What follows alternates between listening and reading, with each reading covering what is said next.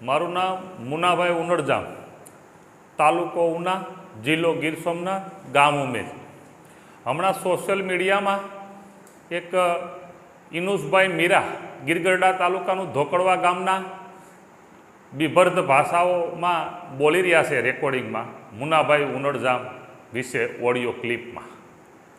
હવે તાલુકામાં બધા આગેવાનોને જ્યાં ત્યાં અમારા બધા સંબંધો હોય બધા ફોન કરે કે ભાઈ બાબત શું છે, આ ભાઈ કોણ છે, તમને મુનાભાઈ આવું બિભર્ત ભાષામાં બોલે છે.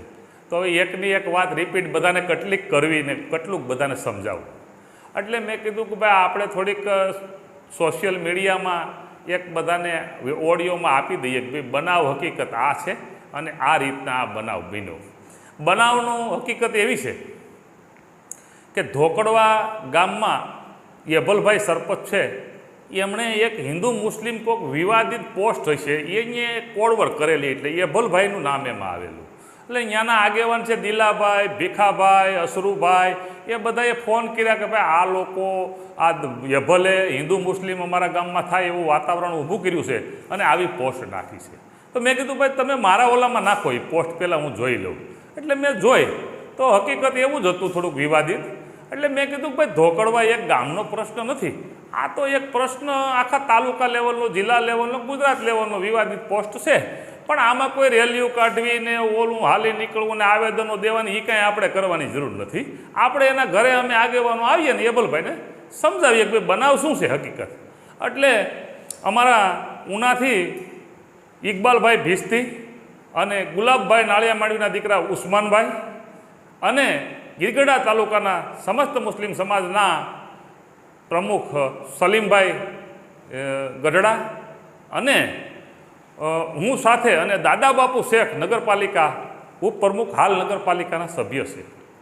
અમે બધા ગઢડા ધોકડવા ગયા, યેભલભાઈના ઘરે બેસ્યા. યેભલભાઈને કીધું કે ભાઈ આવી પોસ્ટ શું કામ વિવાદિત કરો, ગામની અંદર હિન્દુ મુસ્લિમ એકતાના પ્રતિકે બધા રહ્યો છો, તો આવો વિવાદ આપણે ન કરવો જોઈએ.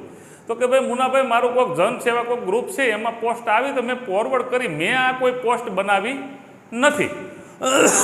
મેં કીધું સારું, હવે અમે યેભલભાઈને મળ્યા છે ને પુરાવો તો દેવો પડે. એટલે અમે કીધું કે ભાઈ ફોટો પાડો, અમે તમારી મુલાકાત લીધી. એટલે અમે પછી ભાઈને ફોન કર્યો, દિલાભાઈને, અને ભીખાભાઈ અહીંયા નાચના પટેલ છે ધોકડવા. એટલે એ લોકો દિલાભાઈની ઘેરે 5-7 જણા બેઠા, અમે અહીંથી બધા આગેવાનો ગયા કે ભાઈ એ પ્રશ્ન પતી ગયો, હવે કંઈ મગજમાં રાખતા નહીં. અને એને કહી દીધું છે અને એ ભૂલ કબૂલ કરી કે હવે હું ફોરવર્ડ કોઈ આવો મેસેજ આવશે તો નહીં કરું. અમે કીધું સારું, એ બધું પતી ગયું. અમે અહીંયાથી નીકળી ગયા. હવે એ ભાઈએ દિલાભાઈએ એ પોસ્ટ જે છે ને એ એના કોઈ ગ્રુપમાં નાખેલી કે ભાઈ અમારા ઉનાના બધા આગેવાનો આવ્યા હતા ને આ ભાઈને આ રીતે. એમાં ઇનુસભાઈને કોઈ અંદર તેલ રેણાનું એને કોઈ ન બોલાવ્યા હોય સમાજમાં કે એની કોઈ નાતમાં, એ તો એ ધોકડવા ગામનો પ્રશ્ન છે, આપણો તો નથી. એટલે એણે યેભલભાઈને રાત્રે ફોન કર્યો કે ઓલા દાળિયા શું આવ્યા હતા અમારા.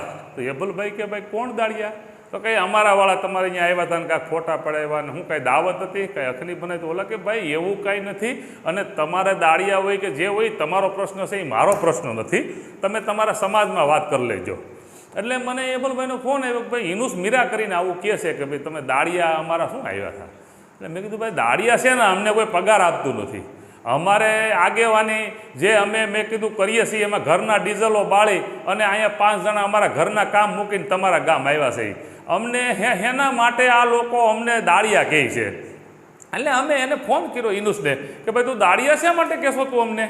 તો કે ઊંચે અવાજે ન બોલવું, અમારે બેયને સામસામી બોલાચાલી થઈ, બિભર્ત ભાષામાં અમે બે બોલ્યા. એટલે એણે એક ઓડિયો ક્લિપ મૂકી, એમાં એનો ફોટો મૂકી દીધો અને સાઈડમાં મારું ખાલી નામ લખ્યું અને એ વાયરલ કરી. એટલે ઇનુસભાઈને ફેમસ થવું છે. ઇનુસભાઈ ધોકડવા ગામમાં રહે છે, દારૂની પોટલીઓ વેચે છે, કાયમ એક ઓલું છે એક વડલો એની નીચે બેસીને ગાંજો સરસ બધા પીવે છે. ઇનુસભાઈ કોઈ સારા માણસ નથી, આવું બધું એ પોતે કરે છે. એટલે એનો વિષય છે, અમારો નથી. એટલે અમારે કોઈ ઇનુસારે કોઈ અંગત વાંધો પણ હતો નહીં. હવે ઇનુસને કઈ રીતે પેટમાં તેલ રેડાનું ને યેભલભાઈને અમને દાળિયા કીધા એ પણ અમને ખબર નથી. બનાવ તો એના ગામનો જ હતો. એટલે અમે બધા આગેવાનો મળી અને આ જે ઓડિયો ક્લિપ સાંભળી એટલે અમે એક મિટિંગ કરી કે ભાઈ આવું આપણને આ માણસ કહે તો આપણે આમાં કાંક આ તો કાલ સવારે બીજો પણ આવું કહેશે. એટલે અમે 5-25 જણા અમારી ટીમ સાથે અમે ધોકડવા ગયા અને ફોન કર્યો કે ભાઈ તું ક્યાં છો, આવી જાય, અમે તને મળવા આવ્યા છીએ. તો પણ એ ગાળું બોલતો હતો, ક્યાંક પીધેલમાં હશે ને બોલતો હતો કે એના ઘરના એના બાપાને મળ્યા, અહીંયા કોઈક મરણ થઈ ગયું હતું. પછી બધાએ આગેવાનોએ કીધું કે ભાઈ એ અહીંયા નથી, સારું હાલો અમે વી આવ્યા. પછી પણ એ ફોન કરે, ઓડિયો ક્લિપો કરે અને આવું મેસેજ કહેતા. અમને એવું માનવામાં આવે છે કે એનું કોઈ એટલી ત્રેવડવાળો માણસ નથી, પણ અમે અહીંયા સામાજિક ક્ષેત્રના આગેવાન તરીકે સમાજ 25,000 મુસ્લિમ સમાજ છે, આગેવાન તરીકે અમે 5-10 જણા જે છે એ ટીમ વર્ક બધાય ગામડા વાઇઝ સિટી વાઇઝ કાંઈ બનાવ બને તો અમે કરતા હોય તો અમુક માણસ એવા રાજકીય માણસના પેટમાં તેલ રેડાય છે કે આ સમાજના આગેવાનો છે એ ઘરે બેસી જવા જોઈએ. આવા માણસને, આવા હલકા માણસને ઊભો કરી એના વિરુદ્ધમાં આવી ભીભત્સ ભાષાઓ બોલાવી, એને હલકો પાડી, સમાજમાં એની બેઇજ્જતી કરાવી અને એને રોડ ઉપર લાવી દેવાનું કામ એવું નથી કે એક મુસ્લિમ માથે આ કરે છે. અમારા ઉના તાલુકાનું રાજકારણ બહુ અતિ ખરાબ છે. એટલે જ્યારે હું એમ કહું છું, ના ખાનદાન માણસો પણ છે અમારા ઉના તાલુકામાં, રાજકીય ક્ષેત્રોમાં બધા હતા. આજે અશ્વિનભાઈ આણદાણી, સંધુભાઈ કોટેસા, રામભાઈ વાળા, આજે અમારા જે આગેવાનો થઈ ગયા, એને ખાનદાન માણસને નબળા આપણે કેમ કહેવા? પણ જ્યારે પરસોત્તમભાઈ સોલંકી મિનિસ્ટર બન્યા અને આ હમણાં વિધાનસભામાં અને માર્કેટિંગ યાર્ડમાં આવ્યા અને અહીંથી એનું ફૂલેકું કાઢ્યું, ત્યારે અહીંયા એટલો મેસેજ દીધો કે આ ઉના તાલુકામાં મરદની મયતમાં જાયજો પણ ઈજડાની જાનમાં ન જતા.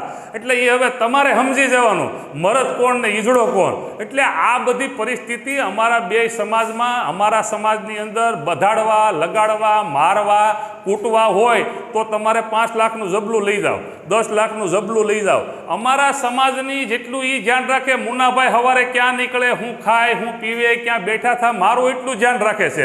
એટલે ભાઈ રાખને, અમને શું વાંધો છે?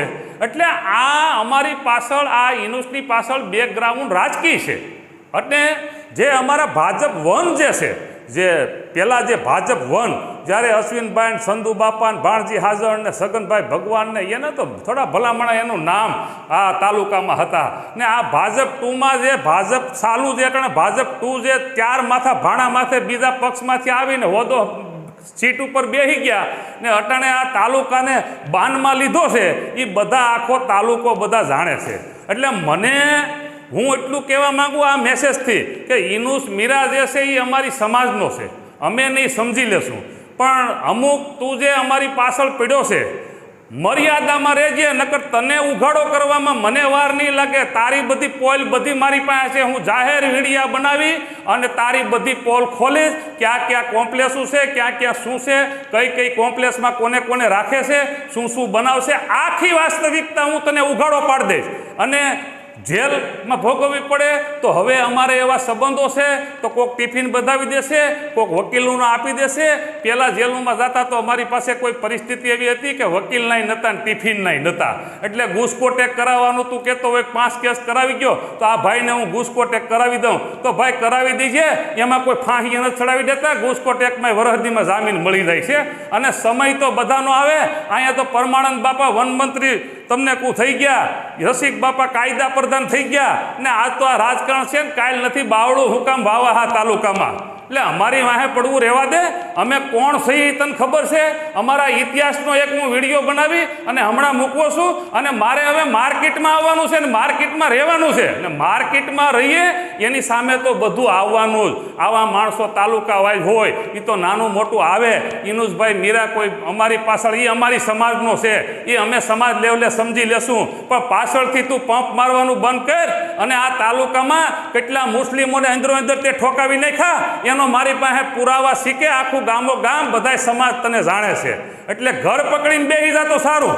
એટલું કહી મારી વાત પૂરી કરું છું. જય હિન્દ, જય ભારત.